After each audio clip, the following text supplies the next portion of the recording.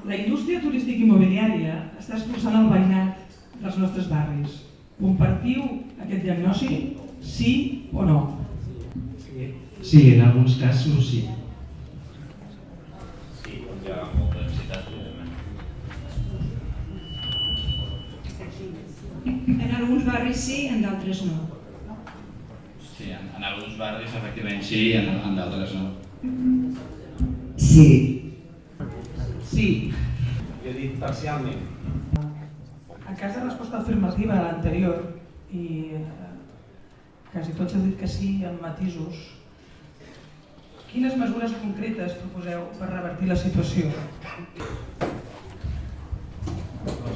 La mesura que s'està aplicant és l'especial d'allotjaments turístics, que és la fórmula per treballar-ho, partint de fórmules de densitat.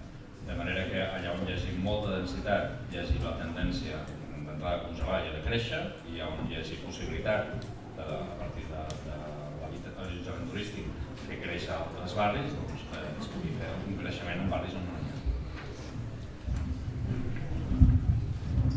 Nosaltres defensem un lideratge municipal per regular les diferents modalitats d'allotjaments turístics, per limitar la càrrega turística en determinats barris i sobretot per lluitar contra el que són els apartaments il·legals. Però per nosaltres el criteri fonamental també és la densitat. Pensem que no es pot actuar igual on hi ha molta densitat que on no existeix aquesta densitat.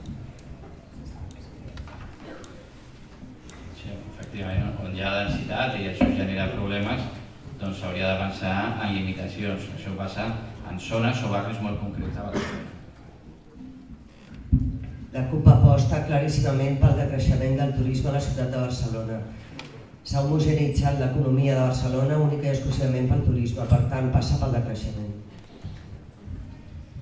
Sí, bé, nosaltres el que posem sobre la taula és la necessitat precisament de regular i d'establir zones específiques on es visibilitzi elements de saturació o amb risc de saturació i per tant preservar aquests barris pels veïns i veïnes i per tant amb mesures de decreixement, de creixement zero, amb diferències en funció de les densitats, però també sobretot, aquesta és una mesura molt concreta, però necessitem un pla estratègic de turisme que actuï sobre la diversitat de les situacions i dels diferents àmbits que d'alguna forma han facilitat que la indústria turística i immobiliària guanyés pes o guanyés bona part de presència a la nostra ciutat. Creiem que passa inicialment perquè el propi Ajuntament comenci a gestionar i a treballar amb les eines que li habilita al seu abast.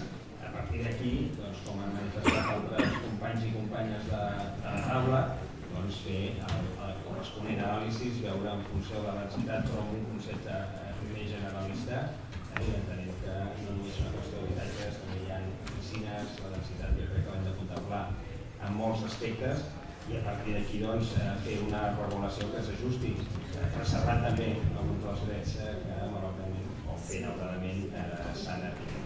Per tant, correspon a aquest equilibri ben entès.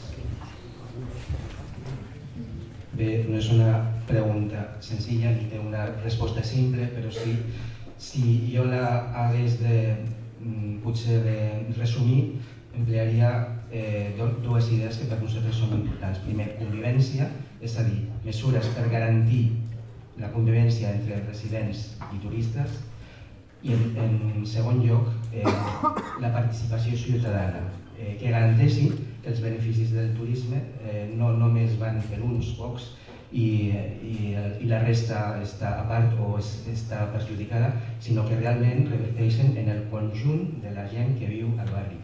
I això passa per defensar el comerç de proximitat, defensar els equipaments i defensar potser també l'habitatge social.